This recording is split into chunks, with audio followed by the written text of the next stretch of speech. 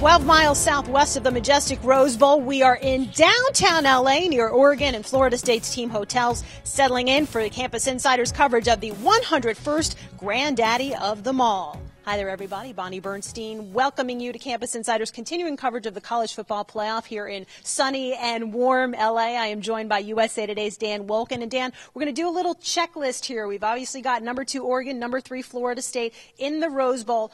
The Noles offense versus the Ducks defense, both of these units coming off arguably their best performance of the season in the ACC championship and the Pac-12 championship, respectively. Who gets your check mark here? Well, this is not as good of a Florida State offense as they had last year, and it's a better Oregon defense. However, I still think that the weapons they've got on offense at Florida State, they are so hard to stop.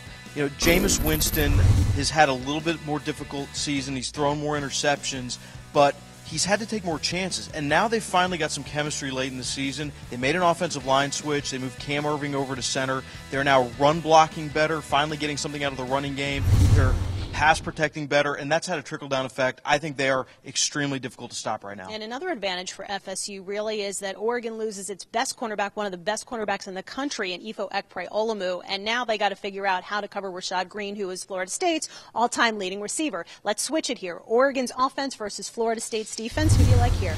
Well, I think you have to give the edge to Oregon's offense. Marcus Mariota has been almost flawless this year. Won all the awards, deserved every single one of them. Only 2 interceptions, so efficient, doesn't make mistakes. And Florida State's defense is not the same unit they were a year ago. They've struggled a lot. Linebackers a huge problem for them. They don't cover down the field as well as they did last year. It's going to be, I think, a long night for that group. If there is any good news for the Noles defense, however, they've been very thin at defensive tackle all season long, getting a couple guys back, see if that helps at all. How about special teams? Well, when you've got the best player at his position in the entire country, I think you've got the advantage there, and that's what Florida State has with kicker Roberto Aguayo. He's only missed 3 kicks in his entire career. Not a lot of them have been game winners. He did kick a game winner against Boston College, but he is cool as a cucumber, and I think if the game comes down to a field goal, no one's going to feel more confident than Jimbo Fisher. If there anyone who's money, that would be the guy. Finally, Dan, let's talk about head coaches. Jimbo Fisher obviously has a national championship under his belt. Mark Helfrich did go to the championship game in 2010 with Oregon as the offensive coordinator, but they lost to Auburn. How do you see this shaking out? Well, Mark Helfrich has really surprised me with how he's kept the continuity in this Oregon program. Very impressive to get them to this point. However, Jimbo Fisher proved a lot last year by winning the championship with Florida State. Not only just getting the team prepared to play that game against Auburn, but he had a huge fake punt call late in the first half when the game was getting away from him. It worked. He made great halftime adjustments. Florida State won the second half, and his play calling on the final drive, which had been somewhat of a criticism of Jimbo Fisher in the past, was on point. He proved he could get a team over the hump in a pressure situation.